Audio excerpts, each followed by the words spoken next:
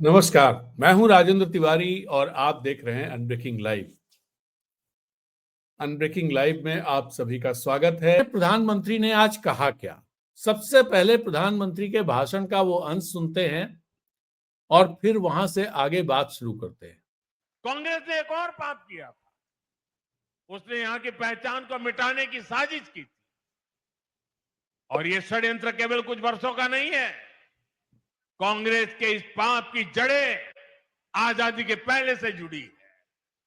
वो समय जब मुस्लिम लीग और अंग्रेजी हुकूमत मिलकर भारत के विभाजन की जमीन तैयार कर रहे थे, उस समय असम को भी अविभाजित बंगाल का यानी ईस्ट पाकिस्तान का हिस्सा बनाने की योजना बनाई गई थी। कांग्रेस उस साजिश का हिस्सा बनने जा रही थी। तब बोरदोलोई जी अपनी पार्टी के खिलाफ खड़े हो गए थे। उन्होंने असम की पहचान को खत्म करने के इस षड्यंत्र का विरोध किया और असम को देश से अलग होने से बचा लिया।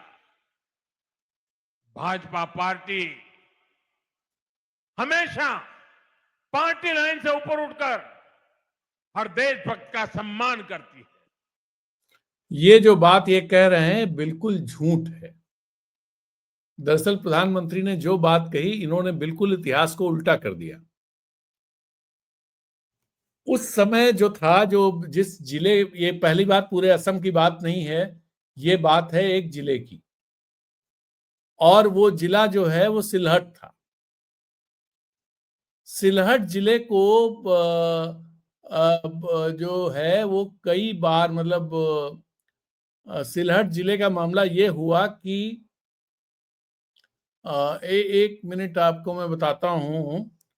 सिलहट में मुस्लिम पॉपुलेशन ज्यादा थी, सिलहट जिले में, और वो कई बार कभी बंगाल में रहा, बंगाल से अलग, और उसके इकोनॉमिक इंटरेस्ट थे, वहां के जो कुलीन वर्ग था उसका इकोनॉमिक इंटरेस्ट थे कि वो चाय बागान और इस सब के चलते वो असम में आ गया, बंगाल में चला गया, असम में। और अंग्रेजों ने भी ये खेल खेला, अंग्रेजों ने भी खेल खेला। और जब आजादी के समय, विभाजन के समय, असम का हिस्सा वो था, सिलहुट, वो असम का हिस्सा था। और उसे उसमें जो है सिलहट सिलहट में मुस्लिम, और वो लोग असमिया नहीं बोलते थे। सिलहट की अपनी भाषा थी, वो भाषा या बांग्ला बोलते थे। अब हुआ क्या कि यहाँ पर जो गोपीनाथ बारदोलोई, जो असम के पहले मुख्यमंत्री थे, कांग्रेस के बहुत कद्दावर नेता थे, वो उन्होंने इस बात को स्वीकार कर, जब प्रधानमंत्री बोल रहे हैं कि उन्होंने कांग्रेस के खिलाफ बात की, कांग्रेस दरअसल नहीं चाहती थी, लेकिन बारदोलोई जी को लगता था कि सिलहट जो है ये पूर्वी पाकिस्तान में जाना चाहिए। लेकिन कांग्रेस के एक और नेता थे, बड़े नेता थे, वो नेता मुस्लिम नेता थे, वो मजूमदार साहब जो थे, मजूमदार साहब ने क्या किया, उन्होंने इसका विरोध किया। उन्होंने इसका विरोध किया और उन्होंने कहा कि नहीं, ऐसा नहीं होना चाहिए। और मजूमदार का पूरा नाम मैं अभी आपको बताता हूं। मजूमदार का पूरा नाम था, एक मिनट अभी बता रहा हूं आपको, मजूमदार साहब का पूरा नाम। मजूमदार साहब का पूरा नाम था,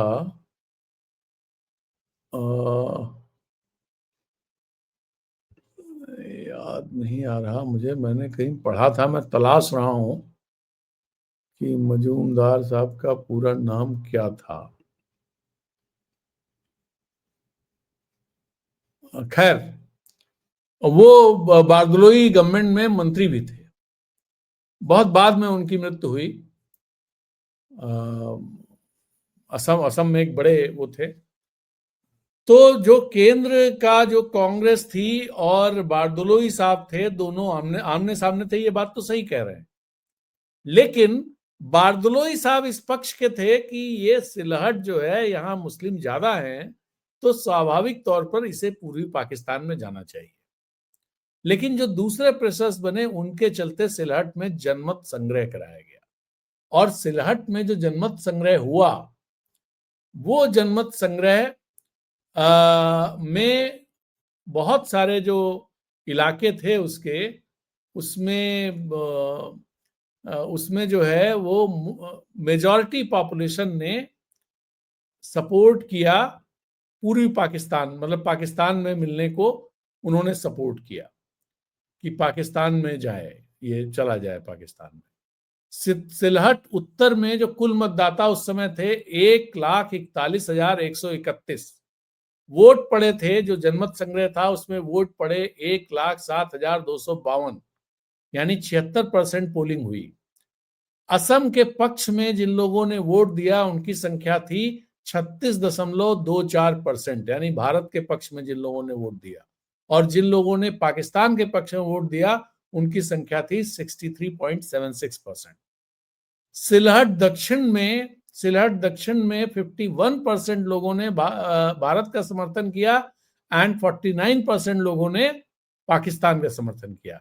ये एक अकेला ऐसी जगह थी जहां पर मौलवी बाजार, जहां पर हिंदू मुसलमान दोनों ने भारत का समर्थन, दरअसल जो पढ़े लिखे मुस्लिम्स थे वो भारत के समर्थन में थे।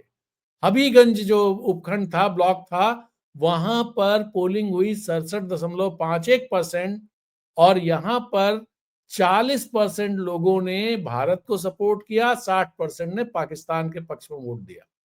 सुनामगंज में 85.74% पोलिंग हुई, यहां 44% लोगों ने भारत का सपोर्ट किया और 56% लोगों ने पाकिस्तान को सपोर्ट किया। करीमगंज में 81.60% पोलिंग हुई, यहां पर 50% लोगों ने भारत को सपोर्ट किया, 50 से थोड़ा कम 49.56%, और पाकिस्तान को सपोर्ट करने वाले लोग थे 50.44%। कुल मिलाकर के जो ये जनमत संग्रह हुआ इसमें 43.44% लोगों ने भारत को सपोर्ट किया और 56.56% लोगों ने पाकिस्तान को सपोर्ट किया। बट हुआ ये कि जो ये नेता लोग थे, जो जिनकी अब्दुल मतलब मजूमदार जो हैं, ये करीमगंज, मौलवी बाजार और इन सब जगहों, ये इनका प्रभाव था उन जगहों पर। इन्होंने ये दबाव बनाया कि करीमगंज जो है वो भारत को मिलना चाहिए। हालांकि वहां पर वोट थोड़ा कम मिले थे पाकिस्तान के मुकाबले, हिंदुस्तान के पक्ष में कम वोट थे थोड़ा, लेकिन ये जो अब्दुल मतलब मजूमदार थे, इनके चलते भारत को सिलहट के 3.5 थाने मिले। करीमगंज मिला, जाकीगंज मिला, जाकीगंज नहीं मिला, जाकीगंज को शेख मुजीबुर रहमान ले गए, और इस तरह से सिलहट जिले का अधिकांश भाग पूर्वी पाकिस्तान में शामिल हो गया, जो अब बांग्लादेश है।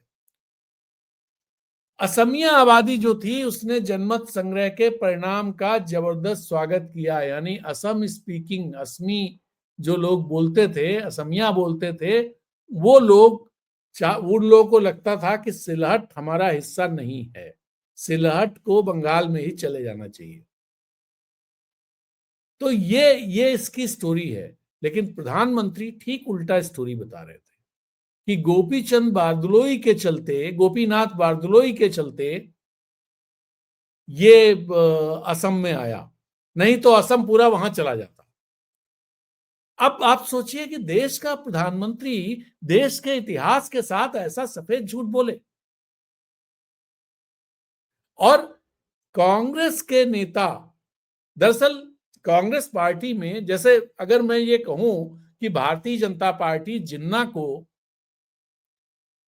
जिन्ना को देश में एक धर्मनिरपेक्ष नेता के तौर पर स्थापित करना चाहती थी,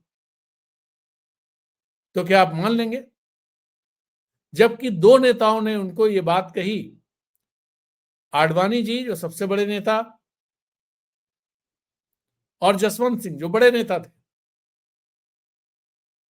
लेकिन इन दो नेताओं ने ये बात कही, इसका मतलब ये नहीं कि संघ परिवार ये बात मान रहा है और भारतीय जनता पार्टी ये बात मान रही है और इसको कह दिया जाए कि साहब ऐसा नहीं वैसा है। तो एक तो वो वहां इतिहास उल्टा कर रहे हैं, और दूसरा गोपीनाथ बारदलोई कांग्रेस के कद्दावर नेता थे। कांग्रेस के भीतर, कांग्रेस एक डेमोक्रेटिक पार्टी थी, कांग्रेस के भीतर तमाम तरह की आवाजें रहती थीं। इसका मतलब ये नहीं हो गया कि गोपीनाथ बारदलोई जो है वो राष्ट्र हित की बात करते थे और कांग्रेस राष्ट्र विरोधी बात करती थी। दूसरी रिज्जू की कहानी, रिजिजू जी जो है वो भयानक, कल उन्होंने प्रेस कॉन्फ्रेंस करके ये आरोप लगाया, जबकि एक दिन पहले मतलब कल चलनी थी, लोकसभा चलनी थी, लेकिन सुबह 11:02 पर लोकसभा स्थगित कर दी गई। वंदे मातरम हुआ, उसके बाद साइनेडाई कर दी गई। और किरण रिजिजू ने कहा कि पॉल्यूशन पर चर्चा इसलिए नहीं हो पाई क्योंकि कांग्रेस वो चर्चा नहीं करना चाहती थी। कांग्रेस ने कहा ये कोई इशू नहीं, विपक्षी लोग वेल में आ गए, हल्ला मचाने लगे, इसके चलते स्पीकर ने लोकसभा साइनेडाई कर दी, स्थगित कर दी, जबकि ये फैक्चुअली गलत है। और इतना ही नहीं, उन्होंने एक वीडियो शेयर किया किरण रिजिजू ने, मैं आपको इसको भी दिखाता हूं, बहुत मजेदार मामला है। झूठ, मतलब कितना झूठ बोलेंगे ये लोग, कैसे कैसे झूठ बोलते हैं, सफेद झूठ बिल्कुल। इसको देखिए आप, ये जो है ये वीडियो किरण रिजिजू ने शेयर किया है, स्क्रीन पे आ गया है, और इसमें जो उन्होंने कमेंट लिखा है, पहले वो कमेंट भी आपको बता देता हूं, उससे थोड़ा संदर्भ समझने में भी आसानी होगी। ये हमारा कहाँ चला गया, ये है। तो इन्होंने क्या कहा, किरण रिजिजू ने लिखा, see this, how many times you people will keep lying in the name of Jawaharlal Nehru ji, keep quiet if you are not aware of parliament rules, honourable speaker adjourned the house because of the unruly conduct of Congress MPs, he called the house again only for Vande Mataram. यानी मतलब ये हुआ कि कल जो है ये ऐसा हुआ और उसके बाद एडजर्न कर दिया उन्होंने, और उसके बाद फिर उन्होंने वंदे मातरम के लिए हाउस कॉल किया। ये बात पूरी तरह से गलत है। इसमें जो डेट है, कल थी 19 तारीख, ये 18 तारीख का वीडियो है, और ये वीडियो उस समय का है कि दरअसल पूरा मामला ये, किरण रिजिजू ने प्रेस कॉन्फ्रेंस करके कल उन्होंने कहा कि किरण रिजिजू ने ये कहा प्रेस कॉन्फ्रेंस करके, On the conclusion of the winter session of the parliament today, Parliamentary Affairs Minister Kiran Rijiju says, we wanted a discussion on pollution. The opposition had requested it, but the Congress then said that the pollution is not important and created a ruckus. This one regret remains. We were ready for the full day discussion on pollution. The Congress party, by further instigating and provoking other parties, created chaos and disruption by storming into the well of the house. ये बात इन्होंने कही। अब इसमें जो है, जो बात ये कही, इस पर एक हैंडल है जवाहरलाल नेहरू नाम से, पैरोडी अकाउंट, जिसने कमेंट किया, you are a horrible liar mister Kiran Rijiju, this is how LS proceeding went today. Speaker Birla entered, gave his speech, sang Vande Mataram, and then announced the Lok Sabha has been adjourned sine die. There was no ruckus created by the opposition. इसके stop line, इसके जवाब में video डाल दिया किरण रिजिजू ने, और ये video आपको दिखाता हूं और फिर इस पर बात करेंगे। एक अधिनियमित उद्देश्य का विधेयक का पूरा नाम बने, मंत्री जी प्रस्ताव करें, विधेयक को पारित किया जाए। माननीय अध्यक्ष महोदय, मैं प्रस्ताव करता हूं कि इस विधेयक को सभा द्वारा पारित किया जाए। विधेयक को पारित किया जाए। जो सदस्य के पीठ में आ गए, मेरे विचार में निर्णय हवालों के प्रस्ताव स्वीकृत हुआ, विधेयक पारित हुआ। सभा की कार्रवाई कल तारीख शुक्रवार दिनांक 19 दिसंबर 2025 को रात 11 बजे तक के लिए स्थगित की जाती है। डेट भी देखिए, नीचे जो डेट पड़ी हुई है उसको भी देखिए। यहाँ डेट पड़ी हुई है 18/12, ये देखिए 18/12 एक अधिनियम से उद्देश्य का विधेयक का पूरा नाम बने।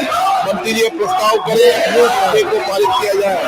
और मैं प्रस्ताव करके इन्होंने 19 तारीख का वीडियो इसे बता दिया है हमारे किरण रिजिजू जी ने, और इसको यहाँ पोस्ट भी कर दिया कि देखो ऐसा नहीं है।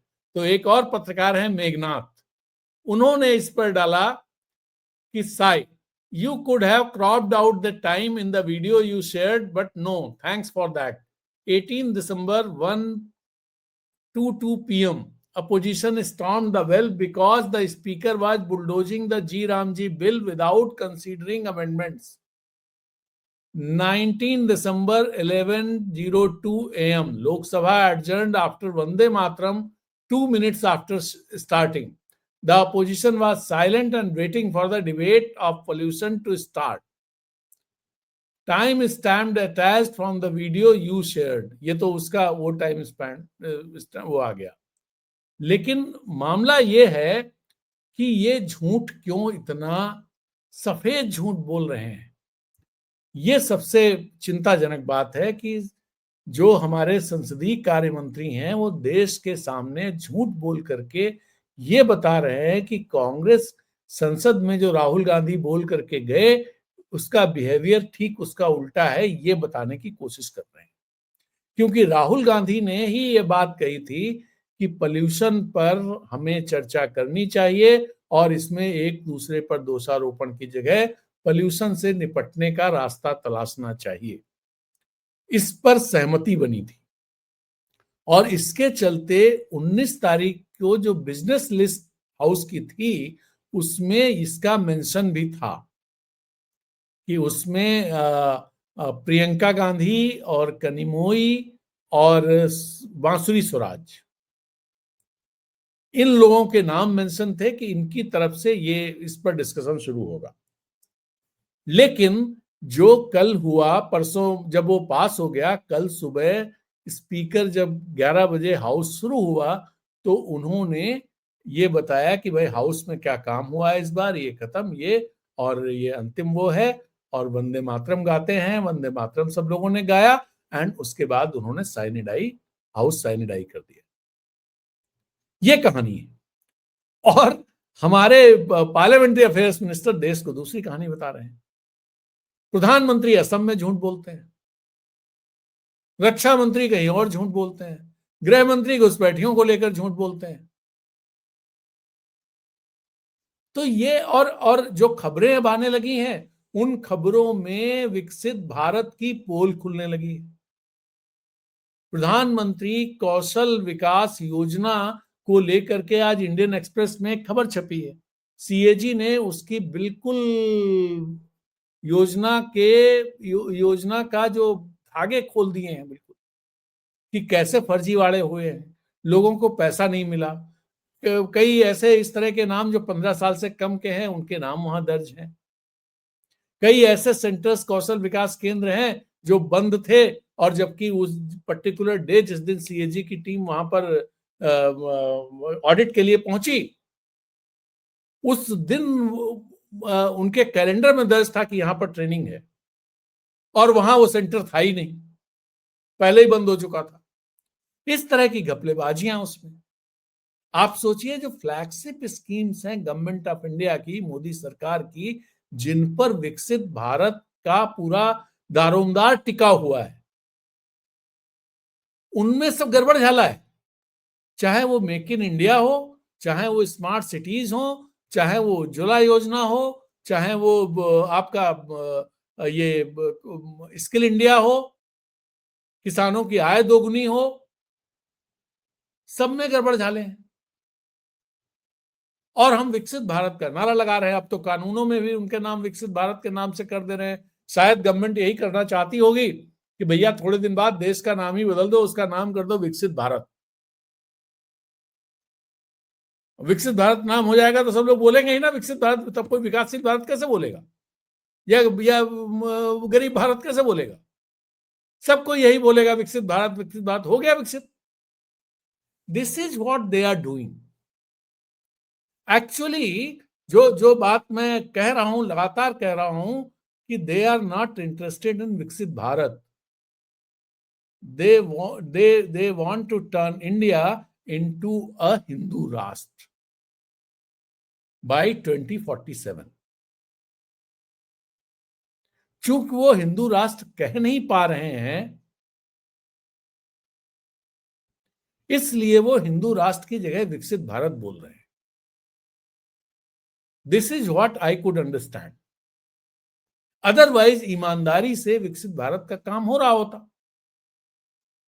ईमानदारी से जो काम हो रहा है वो हो रहा है हिंदू राष्ट्र कि आप जी राम जी स्कीम का नाम कर दो, महात्मा गांधी को हटाओ क्योंकि महात्मा गांधी हिंदू राष्ट्र की रास्ते की बाधा है, तो उनके नाम गायब करना शुरू करो। पटेल जी को हटाओ, सबसे पहले तो पटेल जी को हटाया गया। पटेल जी का नाम हटा करके जो क्रिकेट स्टेडियम है अहमदाबाद का, उसका नाम नरेंद्र मोदी स्टेडियम रख दिया गया। उसका नाम नरेंद्र मोदी स्टेडियम है। कई सारी स्कूलों का नाम नमो के नाम से है, नमो यानी नरेंद्र मोदी। तो इस तरह से चीजों को चेंज किया जा रहा है। They are converting the nation into a Hindu राष्ट्र, trying to convert slowly. This is what they are doing. This is my understanding, sharing with you. तो ये है कहानी। चलिए, तो आज की बात यहीं समाप्त करते हैं, फिर मिलते हैं एक नए वीडियो में नई बात के साथ। हाँ, एक आप लोगों से अनुरोध कि यदि आपको हमारी बातचीत अच्छी लगती है, हमारा कन्वर्सेशन, हमारी टिप्पणियां, हमारे analysis, please support the videos, support the Unbreaking by joining it, by becoming the member, and दूसरे लोगों को भी प्रोत्साहित करें इसकी मेंबरशिप लेने के लिए, और हमारे वीडियोस को शेयर करें, इनको लाइक करें, कमेंट लिखें। तो इसी के साथ याद दीजिए, फिर मिलते हैं एक नए वीडियो में नई बात के साथ। तब तक के लिए नमस्कार, जय हिंद।